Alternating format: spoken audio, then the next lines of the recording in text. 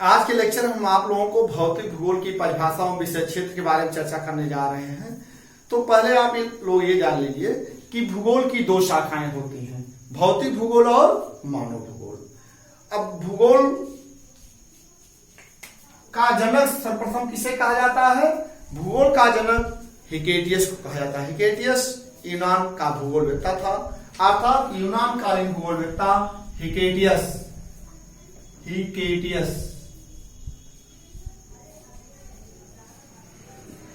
को भूगोल का जनक कहा जाता है। फिर यूनान का ही भूगोलवेत्ता एराटोस्थनीज भूगोल में वैज्ञानिकता की नींव डाली, अर्थात लैटिट्यूड एवं लॉन्गिट्यूड अक्षांश रेखा एवं देशांतर रेखाओं को निरूपित करने का सर्वप्रथम प्रयास किया, अर्थात भूगोल में गणितीय पद्धति को त्वरित किया, लागू किया। इसी कारण इसे वैज्ञानिक भूगोल का जनक कहा जाता है। एराटोस्थनीज को वैज्ञानिक भूगोल का जनक भी कहा जाता है। एराटोस्थनीज को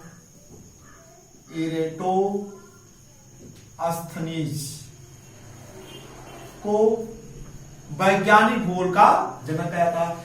इसी को व्यवस्थित भूगोल का भी जनक कहा जाता है। वैज्ञानिक भूगोल का जनक कहिए या व्यवस्थित भूगोल का जनक कहिए, दोनों के एराटोस्थनीज ही कहे जाते हैं। अब आगे चलकर देखिए भूगोल का आधुनिक भूगोल का जनक किसे कहा जाता है? आधुनिक भूगोल का जन्मदाता जर्मन भूगोलवेत्ता अलेक्जेंडर वान हम्बोल्ट को आधुनिक भूगोल का जनक कहा जाता है। ये कहां के भूगोलवेत्ता है? जर्मन भूगोलवेत्ता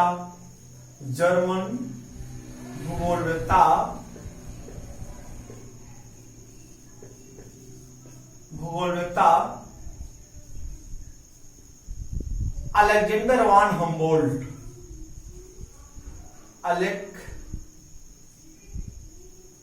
अलेक्जेंडर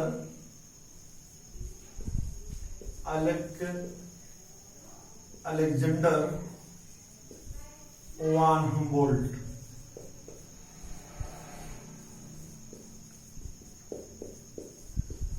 अलेक्जेंडर वान हम्बोल्ट को आधुनिक भूगोल का जनक कहा जाता है। इसी क्रम में भौतिक भूगोल का जनक किसे कहा जाता है? भौतिक भूगोल का जनक या भौतिक भूगोल का वास्तविक विकास हुआ है 100 ईसा पूर्व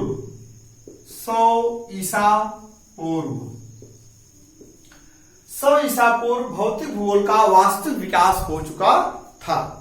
अब आगे चल करके 600 ईसा पूर्व से लेकर के 300 ईस्वी तक के बीच को हम चिरसम्मत शास्त्री कालीन भूगोलवेत्ता या क्लासिकल पीरियड के नाम से जानते हैं, या उसी को यूनान कालीन भूगोलवेत्ता का कार्यकाल माना जाता है, या यूनान कालीन भूगोलवेत्ताओं का कार्यकाल जो है उसी चिरसम्मत शास्त्री कालीन या क्लासिकल पीरियड को हम 600 ईसा पूर्व से लेकर के 300 ईसा पूर्व के कार्यकाल को मानते हैं। तो उसी क्रम में पोसिडोनियस को भौतिक भूगोल का जनक कहा जाता है। पोसिडोनियस को भौतिक भूगोल का जनक कहा जाता है। इनकी एक सर्वोत्कृष्ट पुस्तक है द ओशियन इनकी प्रमुख पुस्तक। इसी पुस्तक में उन्होंने भौतिक भूगोल के बारे में वर्णन किया था, इसी कारण इन्हें भौतिक भूगोल का जनक कहा जाता है। फिर आगे चल करके भौतिक भूगोल का आधुनिक भौतिक भूगोल का जन्मदाता जर्मन भूगोलवेत्ता ऑस्कर पेस्चल को कहा जाता है। आधुनिक भौतिक भूगोल का जन्मदाता किसे कहा जाता है? जर्मन भूगोलवेत्ता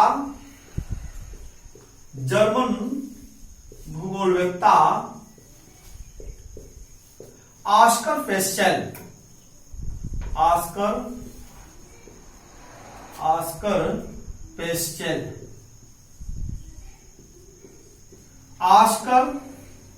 पेस्चल को आधुनिक भौतिक भूगोल का जन्मदाता कहा जाता है। अब आप देख लीजिए मानव भूगोल का जन्मदाता किसे कहा जाता है? जर्मन भूगोलवेत्ता फ्रेडरिक रेटजल को मानव भूगोल का जन्मदाता कहा जाता है। ये भी जर्मन भूगोलवेत्ता है, फ्रेडरिक रेटजल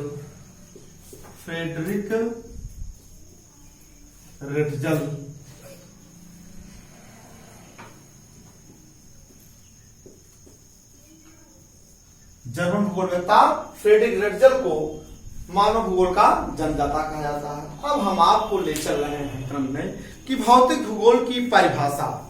देखिए, भौतिक भूगोल की परिभाषा जो है यह बहुत सारे विद्वानों ने दिया है।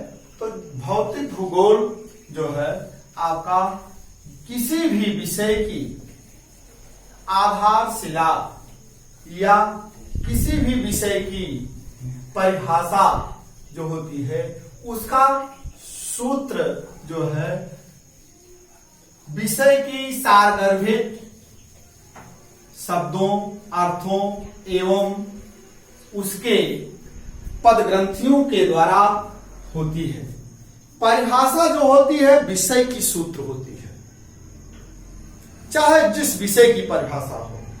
आपको हम बताना चाहते हैं कि विषय बहुत सारे होते हैं, उस विषय के बारे में हमें बोध कब प्राप्त होता है, कैसे उससे हम ज्ञान प्राप्त करते हैं, उसकी रूपरेखा क्या होती है। तो विषय जो होती है वह विषय परिभाषा विषय की सूत्र होती है।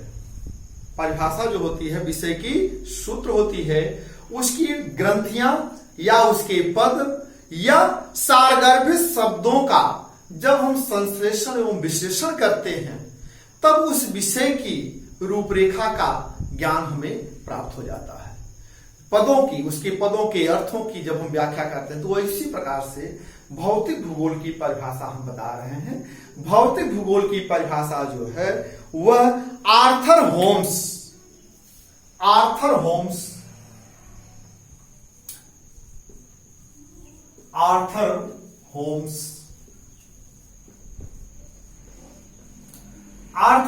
की सर्वोत्कृष्ट पुस्तक सन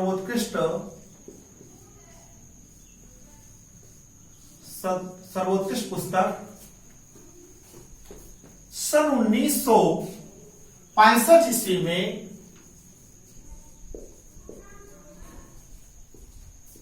भौतिक भूगर्भ शास्त्र के सिद्धांत, भौतिक भूगर्भ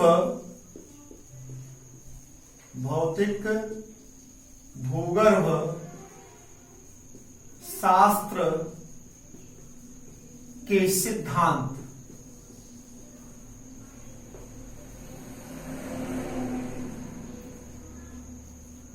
भौतिक भूगर्भ शास्त्र के सिद्धांत अर्थात प्रिंसिपल, इंग्लिश में से कहा जाता है principles of physical geology, principles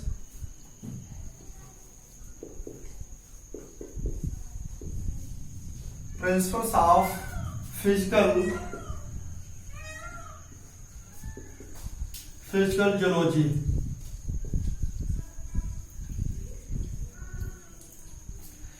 अब इसी आर्थर होम्स की सर्वोत्कृष्ट पुस्तक है सन 1965 ईस्वी में भौतिक भूगर्भ शास्त्र के सिद्धांत अर्थात प्रिंसिपल्स ऑफ ह्यूमन ज्योग्राफी में इन्होंने लिखा है कि भौतिक पर्यावरण का अध्ययन ही भौतिक भूगोल है। भौतिक पर्यावरण का अध्ययन ही भौतिक भूगोल है। ग्लोब के धरातली उच्चावच एवं सागर एवं महासागर एवं वायु के वितरण का अध्ययन करता है।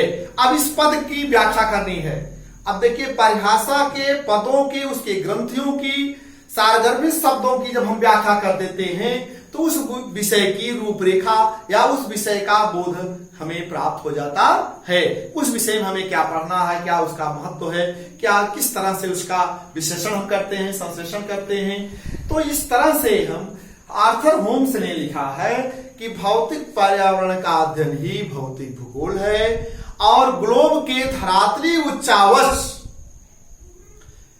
सागर एवं महासागर एवं वायु के वितरण का अध्ययन करता है। अब आप देख लीजिए, अब इसमें 3 पद हैं। भौतिक पर्यावरण का अध्ययन ही भौतिक भूगोल है। ग्लोब के धरातली उच्चावच, ग्लोब के धरातली उच्चावच, ग्लोब मतलब पृथ्वी के प्रतिरूप को ही ग्लोब कहा जाता है। आप ये मत समझिएगा ग्लोब कहां से आ गया। पृथ्वी के मॉडल को ही, पृथ्वी के प्रतिरूप को ही ग्लोब कहा जाता है। अब वह ग्लोब क्या, ग्लोब के धरातली उच्चावच उच्चावच क्या है? धरातली विषमताओं को ही उच्चावच कहा जाता है। पृथ्वी पर कहीं पर्वत है, कहीं पठार है, कहीं मैदान है, कहीं नदी है, कहीं झील है, कहीं सागर है, ऐसी तमाम प्रकार की विषमताएं और उच्चावच पाए जाते हैं। तो अब आप सपोज करिए पहला पद हो गया आपका विशेषण ग्लोब, ग्लोब के धरातली उच्चावच, धरातली उच्चावच। अब हो गया उच्चावच, मतलब हम बता दिया आपको उच्चावच क्या? धरातली विषमताओं के अध्ययन को ही उच्चावच कहा जाता है। तो पर्वत है, पठार है, मैदान है, नदी है, झील है, सागर है, ये सब जो है पृथ्वी के धरातली उच्चावच। इस पद की पहला पद हो गया आपका। अब दूसरा पद है सागर एवं महासागर। दूसरा पद क्या इसमें बन रहा है? सागर एवं महासागर, सागर एवं महासागर। अब आप समझिए सागर एवं महासागर क्या है? जैसे कई महासागर हैं, प्रशांत महासागर, अटलांटिक महासागर, हिंद महासागर।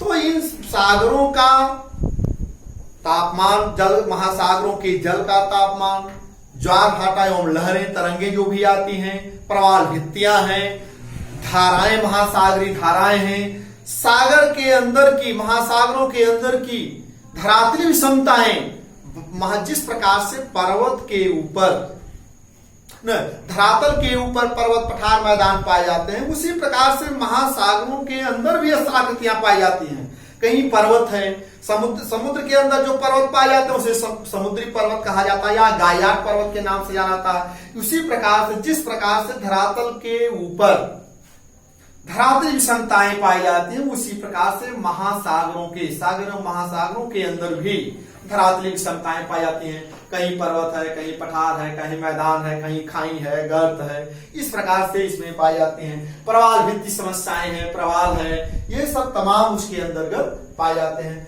तीसरा क्या है? वायु के वितरण का अध्ययन है। परिभाषा में ही उस विषय का रहस्य छिपा हुआ है। अगर उस विषय की परिभाषा के सारगर्भित शब्दों का संश्लेषण एवं विश्लेषण आप सही ढंग से कर लेते हैं तो उस विषय से संबंधित आपको जानकारी प्राप्त हो जाती है। तो तीसरा पद क्या है इसकी ग्रंथियां? वायु। वायु क्या है? स्थल, धरातल और सागर के दोनों से होकर के वायु बहती है। वायु के द्वारा भी स्थलाकृतियों का निर्माण होता है।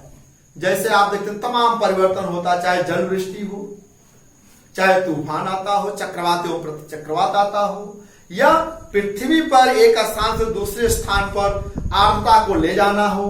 तो इस प्रकार से जो है आपका देखते होंगे वायु जो है यह वायु के वितरण का अध्ययन करता है। तो भौतिक भूगोल की परिभाषा को आर्थर होम्स ने लिखा है कि भौतिक पर्यावरण का अध्ययन ही भौतिक भूगोल है। ग्लोब के धरातली उच्चावच, सागर एवं महासागरों एवं वायु के वितरण का अध्ययन करता है। यह आपका हो गया आर्थर होम्स की सर्वोत्कृष्ट पुस्तक। अब दूसरी पुस्तक, दूसरे विद्वान का नाम है यन स्ट्रालर। यन स्ट्रालर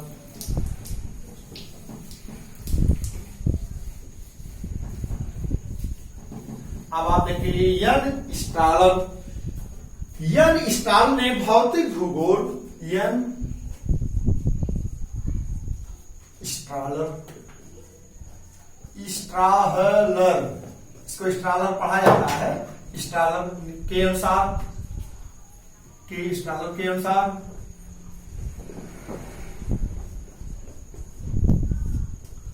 आप देख लीजिए भौतिक भूगोल जो है, भौतिक भूगोल भूविज्ञान के आधारभूत सिद्धांतों, भौतिक भूगोल भूविज्ञान के आधारभूत सिद्धांतों के स्थानिक प्रतिरूपों के परिवर्तनशील, अब स्थानिक क्या होता है? स्थानिक रूप के परिवर्तनशील पर्यावरण प्रभावों के व्याख्या का अध्ययन करता है, अर्थात उसका समन्वय है। तो यह भौतिक भूगोल, अब आप यार स्ट्रालर के अनुसार भौतिक भूगोल भूविज्ञान के आधारभूत सिद्धांतों, अब देखिए भूविज्ञान, भौतिक भूगोल भूविज्ञान के आधारभूत सिद्धांतों, इसीलिए कहा गया है geographer must take from the zoologist, geographer must take from the zoologist. भूगोलवेत्ता सदैव भूगर्भ वैज्ञानिक पर निर्भर होता है। भूगर्भ वैज्ञानिक लोग पृथ्वी के अंदर या आंतरिक भागों पर उसका अध्ययन करके जो सहज एवं सरल रूप दे देते हैं उसी का जाग्राफर उसका अध्ययन करता है। और तो अब वही है यन स्टालर ने कहा भौतिक भूगोल भूविज्ञानों के आधारभूत सिद्धांतों के, अब सब इस पद की व्याख्या कर रहा हूं। यन स्टालर के अनुसार भौतिक भूगोल भूविज्ञानों के आधारभूत सिद्धांतों अर्थात पृथ्वी के अंदर आंतरिक संरचना, ज्वालामुखी, भूकंप, ये सब जो आते हैं उसकी बनावट, पृथ्वी की उत्पत्ति है या जिस प्रकार से है पर्वत, पठार, मैदान, भ्रंश, घाटियों का जो भी निर्माण होता है वह भूविज्ञान के आधारभूत सिद्धांतों पर आधारित है भौतिक भूगोल। तो इस और स्थानिक रूप में परिवर्तनशील पर्यावरण के प्रभावों का अध्ययन है, इसी का समन्वय है, इसी को भौतिक भूगोल की परिभाषा कहा जाता है। यह भौतिक भूगोल की परिभाषा जो है यन स्टालर के अनुसार है। अब इस पद की हम व्याख्या कर रहे हैं। भौतिक भूगोल भूविज्ञानों के आधारभूत सिद्धांत। भूविज्ञान का आधारभूत सिद्धांत क्या होते हैं, जिसे आप कभी हम बता दें geographer must take from the zoologist. भूगोलवेत्ता सदैव भूगर्भ वैज्ञानिक पर निर्भर होता है।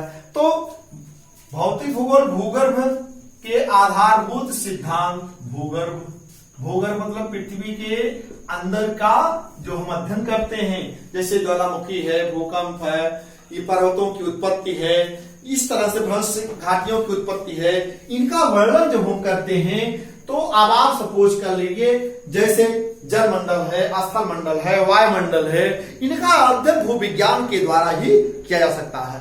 तो भूगर्भ के आधारभूत सिद्धांत हो गए, इसके आधारभूत सिद्धांत,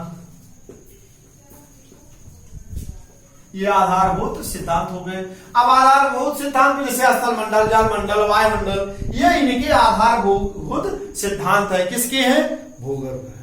क्योंकि चट्टानें चाहे आदमी हो या परतदार हो, वह हर समय अपने स्थान पर बदलती रहती है। हर जलवायु में, हर स्थल में, वायुमंडल में, जल मंडल में उनका रूप में परिवर्तन होता रहता है। तो कौन उसका अध्ययन करता है? भूगर्भ वैज्ञानिक करता है। इसीलिए स्टालर ने कहा कि भौतिक भूगोल भूगर्भ विज्ञानों या भूगर्भ वैज्ञानिकों के आधारभूत सिद्धांतों के स्थानिक प्रतिरूपों के परिवर्तनशील संबंधों का अध्ययन करता। अब स्थानिक प्रतिरूप क्या है? स्थानिक प्रतिरूप, अब आप देख लीजिए, स्थानिक प्रतिरूपों के परिवर्तनशील प्रभाव एवं कारणों की व्याख्या करता है। स्थानिक प्रतिरूप क्या? पृथ्वी पर आप देखेंगे कहीं पर पर्वत है, कहीं पर पठार है, कहीं पर मैदान है, कहीं पर नदी है, कहीं पर झील है, कहीं पर मरुस्थल है, कहीं पर बर्फाच्छादित क्षेत्र है, कहीं पर भ्रंश घाटियां हैं। इस तरह से तमाम प्रकार के उसके प्रोसेस देखने को मिलते हैं स्थानिक रूप पर। तो इस तरह से यह क्या स्थानिक प्रतिरूपों के परिवर्तनशील के पर्यावरण का प्रभाव का अध्ययन करता है। तो यह परिवर्तनशील है। क्या है? परिवर्तनशील है। तो स्टालर के अनुसार जो भौतिक भूगोल की परिभाषा हो गई है। अब हम तीसरे विद्वान की चर्चा कर रहे हैं भौतिक भूगोल की परिभाषा के बारे में। वह है अमेरिकन भूगोलवेत्ता रिचर्ड हार्ट सोर्न। कौन से थे ये? अमेरिकन भूगोलवेत्ता रिचर्ड हार्ट सोर्न। अमेरिकन भूगोलवेत्ता रिचर्ड हार्ट सोर्न की सर्वोत्कृष्ट पुस्तक है perspective on the nature of geography. यह पुस्तक सन 1959 ईस्वी में प्रकाशित हुई थी। सर्वोत्कृष्ट पुस्तक perspective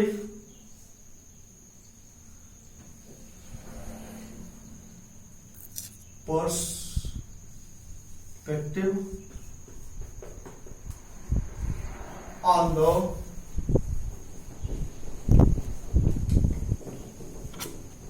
the nature of geography।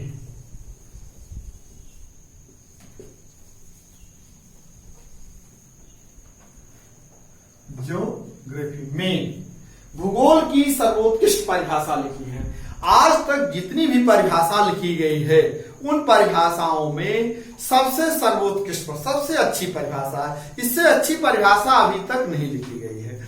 भूगोल, अमेरिकन भूगोलवेत्ता रिचर्ड हार्टसोन ने भूगोल की परिभाषा लिखी है अपनी पुस्तक में perspective on the nature of geography, जिसे हम भूगोल की प्रकृति, हिंदी में उसको कहा जाता है भूगोल की प्रकृति। अब इसमें देखिए, भूगोल भूतल पर एक स्थान से दूसरे स्थान पर पाई जाने वाली विविधताओं का यथार्थ, क्रमबद्ध, युक्ति संगत वर्णन तथा व्याख्या करता है। अब इस पद की व्याख्या हम कर रहे हैं, इनकी ग्रंथियों की व्याख्या कर रहे हैं। भूगोल भूतल पर, अब आप पृथ्वी के धरातल पर देखेंगे, भूगोल भूतल पर एक स्थान से दूसरे स्थान पर, जब पृथ्वी पर आप एक स्थान से दूसरे स्थान पर जाते हैं तो तमाम प्रकार की विविधताएं आपको देखने को मिलती हैं। जैसे कहीं पर पर्वत है, कहीं पर पठार है, कहीं पर मैदान है, कहीं पर महासागर है, महाद्वीप व महासागर है, ऐसे कहीं पर मैदान है, कहीं भ्रंश है, कहीं घाटियां हैं, ऐसे तमाम प्रकार की विविधताएं आपको देखने को मिलती हैं। ये तो स्थल की विविधताएं हो जाती हैं। और जब हम वायु मंडल, वायु की विशेषताएं देखेंगे, जलवायु विशेषताएं देखेंगे, तो तमाम प्रकार की विभिन्नताएं आपको देखने को मिलेंगी। जलवायु जैसे कहीं पर विषुवत-रेखीय प्रकार की जलवायु है, कहीं पर उष्णकटिबंधीय प्रकार की जलवायु, कहीं पर शीतोष्णकटिबंधीय प्रकार की जलवायु है, कहीं पर अर्धशुष्क जलवायु प्रकार की जलवायु, कहीं सवाना प्रकार की जलवायु, कहीं भूमध्य सागरीय प्रकार की जलवायु है, कहीं पर टैगा तुल्य प्रकार की जलवायु, कहीं पर टुंड्रा प्रकार की जलवायु, कहीं पर ध्रुवीय प्रकार की जलवायु, कहीं पर महासागरीय जलवायु है, कहीं पर महाद्वीपीय प्रकार की जलवायु है, कहीं पर सागरीय प्रकार की जलवायु है। तो इस प्रकार से जहां पर जिस प्रकार की, ये सब क्या जलवायु की विविधताएं हैं। जब हम एक स्थान से दूसरे स्थान पर जाते हैं तो जलवायु की विविधताएं देखने को मिलती हैं। कहीं पर मरुस्थल पाया जाता है, कहीं बर्फाच्छादित क्षेत्र पाए जाते हैं। तो इस तरह से आप देखेंगे कि ये सब क्या है, विविधताएं हैं। जब हम एक स्थान से दूसरे स्थान पर जाते हैं तो तमाम प्रकार की विविधताएं देखने को मिलती है। अब आप देख लीजिए, जहां पर जिस प्रकार की जलवायु पाई जाती है वहां पर उसी प्रकार की वनस्पतियों की भी विविधताएं पाई जाती हैं। अब आप सपोज करिए, अगर विषुवत-रेखीय प्रकार की जलवायु है तो वहां पर विषुवत-रेखीय प्रकार के वन पाए जाते हैं, उष्णकटिबंधीय प्रकार के वन पाए जाते हैं, शीतोष्णकटिबंधीय प्रकार के वन पाए जाते हैं, भूमध्य सागरीय वन पाए जाते हैं, सवाना प्रकार के वन पाए जाते हैं, इसलिए मरुस्थलीय प्रकार के वन पाए जाते हैं, मैंग्रोव वन पाए जाते हैं, जिसे हम कच्छ वनस्पति के नाम से जानते हैं। इसी तरह से आप टुंड्रा प्रकार के वन, टैगा प्रकार के वन, शीतोष्णकटिबंधीय प्रकार के वन, तो जहां जिस प्रकार की जलवायु पाई जाती है वहां पर उसी प्रकार की प्राकृतिक वनस्पतियां भी पाई जाती है। ये सब क्या है, विविधताएं हैं। इस परिभाषा की हम जितनी ही व्याख्या करेंगे उतनी ही कम है। तो आप सपोज करिए, इसी प्रकार से मानव की विविधताएं पाई जाती हैं। कहीं पर आप एक स्थान दूसरे स्थान पर जाएंगे तो मानव की भी विविधताएं पाई जाती, चाहे उनके बोल चाल, रहन सहन, खान पान, रीत रिवाज, आवास में विविधताएं पाई जाती हैं, खान पान में भी पाई जाती है, उनकी कल्चर में, संस्कृति में भी विविधताएं पाई जाती हैं, और मानव प्रजातियों में भी पाई जाती है। कहीं पर ऑस्ट्रेलाइड प्रजाति के हैं, कहीं पर निग्रोइड प्रजाति के हैं, काकेसाइड प्रजाति के हैं, कहीं मंगोलाइड प्रजाति के हैं। इस तरह से आपको निग्रोइड प्रजाति के हैं, निग्रोइड प्रजाति के हैं। तो ऐसे तमाम प्रकार की जनजातियां पाई जाती हैं। कहीं पर एस्किमो प्रकार की जनजातियां, कहीं बुशमैन है, कहीं किर्गिज है, कहीं पर इसी प्रकार से कहीं पर टोडा जनजाति पाई जाती है, कहीं पर भील। इस प्रकार से तमाम प्रकार की विविधताएं देखने को मिलती है। इसी प्रकार से मिट्टी में भी विविधताएं पाई जाती हैं। तो कहीं पर काली मिट्टी पाई जाती है, कहीं पर जलोढ़ मिट्टी पाई जाती है, कहीं पर बलुई मिट्टी पाई जाती है, कहीं पर मरुस्थलीय मिट्टी पाई जाती है। तो ऐसे तमाम प्रकार की विविधताएं देखने को मिलती है। तो रिचर्ड हार्टसोन की जो परिभाषा है, यही परिभाषा आगे चल करके भूगोल में क्षेत्रीय विभेदीकरण की संकल्पना को आगे बढ़ा दिया था कि भूगोल भूतल पर एक स्थान से दूसरे स्थान पर पाई जाने वाली विविधताओं का यथार्थ, क्रमबद्ध, युक्तिसंगत वर्णन तथा व्याख्या करता है। अब इस परिभाषा कहीं भी आप रहें, किसी भी स्थान पर रहें, आप याद रखिएगा सभी लोग, जहां पर रहें एक स्थान दूसरे स्थान, अर्थात 1 किलोमीटर की यात्रा चाहे पैदल करें, चाहे मोटरसाइकिल से करें, या जिससे भी यात्रा करें आप एक स्थान दूसरे स्थान पर, तो आप यथार्थ में देखिएगा कि एक स्थान से दूसरे स्थान पर कितनी प्रकार की विविधताएं देखने को मिलती हैं। यहां पर तुरंत आपको याद आ जाएगा कि रिचर्ड हार्टशोर्न की जो परिभाषा है वास्तव में यह यथार्थ है। अगर हम 1 किलोमीटर की यात्रा करते हैं तब भी आपको वहां पर विविधताएं देखने को मिलती हैं, धरातल विषमताएं देखने को मिल जाती हैं। कहीं पक्के मकान है, कहीं कच्चे मकान है। मानव के द्वारा उसमें आर्टिफिशियल सांस्कृतिक परिवर्तन कर दिए गए हैं, जैसे भी मानव के द्वारा भी किया गया है प्रकृति में परिवर्तन। जो मानव के द्वारा जो प्रकृति में परिवर्तन कर दिया जाता है उससे सांस्कृतिक भूदृश्यावली का निर्माण हो जाता है। और प्रकृति परिवर्तन तो करती है, परिवर्तन ही प्रकृति का नियम है। और मानव जो है प्रकृति का एक अनुपम उपहार है, उसमें भी वह परिवर्तन करता रहता, तमाम प्रकार की सांस्कृतिक भूदृश्यावलियों को निरूपित करता रहता। ये भी एक जो है विविधताएं हैं मानव की। तो एक स्थान दूसरे स्थान पर आप देखेंगे तो हम आपको 1 किलोमीटर की यात्रा करेंगे तो मिट्टी में विविधताएं देखने मिलेंगी, आवास में भी विविधताएं मिलेंगी। कहीं पर आप देखेंगे मानव के द्वारा भी कहीं छप्पर मकान है, कहीं पक्के मकान है, कहीं कच्चे मकान है। तो इस तरह से कहीं पर मिट्टी में विविधताएं आपको देखने में मिलेंगी। कहीं पर बलुई मिट्टी है, कहीं दोमट मिट्टी है, कहीं काली मिट्टी है, कहीं पर इसी प्रकार से आप तमाम प्रकार की विविधताएं देखने को मिलती हैं। तो अमेरिकन भूगोलवेत्ता ने रिचर्ड हार्टशोर्न की परिभाषा जो है यह आज वर्तमान समय में सबसे अच्छी परिभाषा मानी गई है कि भूगोल भूतल पर एक स्थान से दूसरे स्थान पर पाई जाने वाली विविधताओं का यथार्थ क्रमबद्ध युक्तिसंगत वर्णन तथा व्याख्या करता है। अब हम आपको बताएंगे भौतिक भूगोल का विषय क्षेत्र। अब आप देख लीजिए भौतिक भूगोल का विषय क्षेत्र। भौतिक भूगोल के विषय क्षेत्र को 4 भागों में बांटा गया है: स्थल मंडल, जल मंडल, वायुमंडल और जैवमंडल। स्थल मंडल क्या है आपका, आप देख लीजिए। नंबर 1 है आपका क्या है, स्थल मंडल। स्थल मंडल, अब हम स्थल मंडल के अंतर्गत क्या क्या अध्ययन करते हैं? ब्रह्मांड एवं सौरमंडल की उत्पत्ति, पृथ्वी की उत्पत्ति, पृथ्वी की आंतरिक संरचना। और इसी तरह से हम जब अध्ययन करते हैं तो स्थल मंडल पर तमाम प्रकार की अध्ययन हम करते हैं। जैसे सपोज कर लीजिए आप हिमालयों के द्वारा स्थलाकृतियां, वायु के द्वारा स्थलाकृतियां, भूमिगत जल द्वारा स्थलाकृतियां, जिसे हम आकाश स्थलाकृति के अंतर्गत के नाम से जानते हैं। और फिर आप देखेंगे परिहिमानी के द्वारा स्थलाकृतियां, नदी के द्वारा निर्मित स्थलाकृतियां। तो इस तरह से हम पर्वतों, पठार, मैदान, नदी, झील, महाद्वीप एवं महासागर, ये प्लेट टेक्टोनिक सिद्धांतों के द्वारा भी निर्मित स्थलाकृतियां जिसे हम प्लेट विवर्तनकी के नाम से जानते हैं। तो ये सब का अध्ययन जो है यह स्थल मंडल के अंतर्गत किया जाता है। तो आप ऐसे लिखेंगे भौतिक भूगोल के विषय क्षेत्र को 4 भागों में बांटा गया है। नंबर 1 स्थल मंडल। स्थल मंडल के अंतर्गत क्या क्या अध्ययन किया जाता है वो हम आपको बता दिए। अब दूसरा आपका है जल मंडल। दूसरा क्या है, जल मंडल विषय क्षेत्र। अब जल मंडल के अंतर्गत आप क्या अध्ययन करते हैं? जल मंडल के अंतर्गत महासागरीय नितल, महासागर के नितल के अंदर महासागरीय धरातली बना, महासागर के अंदर की बनावट, कहीं उस पर्वत है, कहीं पठार है, कहीं मैदान है, कहीं खाई है, कहीं गर्त है, ऐसे भी पाए जाते हैं। तो इस तरह से आप देख लीजिए महासागरों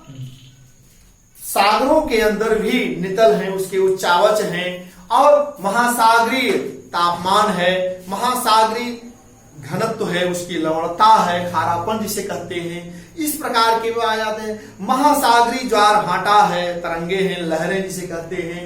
महासागरों में जो महासागरीय धाराएं हैं, महासागरों में प्रवाल भित्तियां पाई जाती हैं, इन सब का अध्ययन हम जो है जल मंडल के अंतर्गत करते हैं। तीसरा आपका क्या है, स्थल मंडल, जल मंडल, और तीसरा आपका है वायुमंडल। क्या है, वायुमंडल। अब देखिए वायुमंडल का संगठन एवं उसकी संरचना इस तरह से सूर्यातप है, उष्मा बजट है, तापमान है, वायुदाब है, पवन है, चक्रवात एवं प्रतिचक्रवात है, तूफान है। इस तरह से हम वायुमंडल के अंतर्गत उसका अध्ययन करते हैं। तो यह वायुमंडल हो गया आपका, वायुमंडल का अध्ययन हो गया। अब तीसरा चौथा क्या है आपका, जीवमंडल, जिसे हम जैवमंडल के नाम से जानते हैं, जीवमंडल। अब आप याद रखिएगा स्थल मंडल, जल मंडल, वायुमंडल तीनों के योग से जो किसका निर्माण होता है? जैव मंडल का निर्माण होता है। जीव मंडल के अंतर्गत क्या क्या हम अध्ययन करते हैं? जैसे जीव मंडल एवं उसके संघटक जो होते हैं पारिस्थितिकी तंत्र हैं, पादप जगत है और आपका जो है प्राणी जगत है, बायोम है, आज का अध्ययन किया जाता है। अब इसी जैसे पारिस्थितिकी है, पारिस्थितिकी तंत्र है, पादप है, बायोम है, ये सब का हम जो अध्ययन करते हैं जैव मंडल के अंतर्गत करते हैं। तो इस तरह से जो है भौतिक भूगोल का यह विषय क्षेत्र हो गया। भौतिक भूगोल के विषय क्षेत्र को हम 4 भागों में बांटा गया है: स्थल मंडल, जल मंडल, वायुमंडल और जैव मंडल। तो आज के लेक्चर में हम आपको भौतिक भूगोल की परिभाषा और विषय क्षेत्र के बारे में चर्चा कर दिए हैं। अक्सर परीक्षाओं में जो पूछा जाता है, यदि विस्तृत क्वेश्चन पूछा जाता है तो इस तरह से आप लिखेंगे। बहुत सारे यूनिवर्सिटी या विश्वविद्यालयों में ऑब्जेक्टिव प्रश्न कर दिए गए हैं, तो ऑब्जेक्टिव क्वेश्चन भी बनाए जाते हैं। जैसे पूछा जा सकता है, जो भी बनाए हैं, जब तक आप विस्तृत क्वेश्चन को नहीं पढ़ेंगे तब तक ऑब्जेक्टिव क्वेश्चन सॉल्व नहीं कर पाएंगे। तो इस तरह से पूछा जा सकता है भौतिक भूगोल के विषय क्षेत्र को कितने भागों में बांटा गया है? 4 भागों कौन कौन से? स्थल मंडल, जल मंडल, वायुमंडल और जीव मंडल। ऐसे भी बहुत सारे ऑब्जेक्टिव क्वेश्चन बनाए जा सकते हैं। तो आपको हम अगले लेक्चर में भौतिक भूगोल की शाखाओं के बारे में चर्चा करेंगे। ठीक है, धन्यवाद।